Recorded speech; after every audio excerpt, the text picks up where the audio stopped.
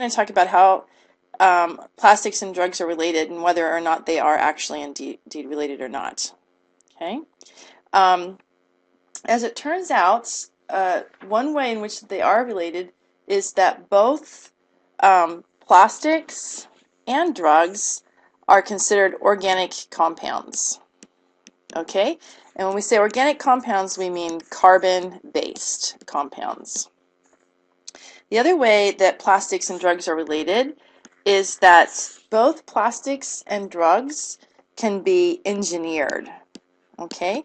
And what we mean by that is that the polymer chemist or the pharmaceutical chemist will decide on what characteristics they want their compounds to have, and then they'll seek to synthesize compounds that would display the types of macroscopic properties that they would like. Okay, and we saw that in the previous weeks when we were talking about polymers, how just by changing, for example, one of the hydrogens on ethylene for styrene or a methyl group, and you can get different properties for your plastics.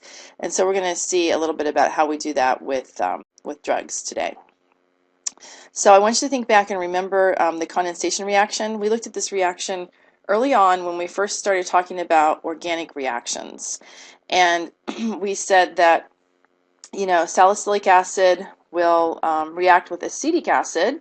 So the hydrogen from the alcohol group on salicylic acid will react with the hydroxide portion or the OH portion of the acetic acid to split off and form water. And the product is acetyl salicylic acid, which is an ester. Well, as it turns out, the common name for this particular compound is aspirin. Okay, so this is an example of engineering a drug to give the desired physiological effect. So what happened was, a long time ago, people had found that the tea of willow bark was a good pain reliever and fever reducer. And willow bark is from the willow tree.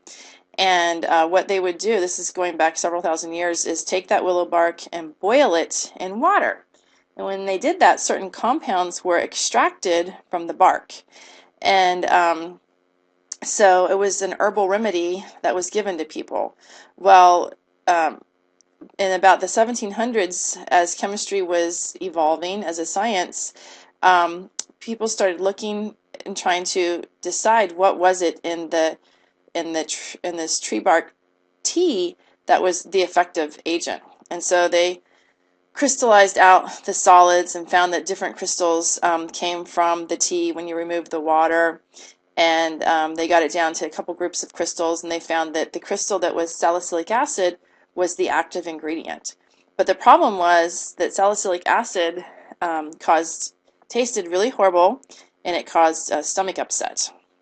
So a chemist realized to make it less acidic, if they could react away this hydroxyl group, it would make the carboxylic acid part less acidic. And so by just reacting with acetic acid, then they could create an ester here. And it made the drug more tolerable for people. So that's an example of engineering a drug for a specific purpose.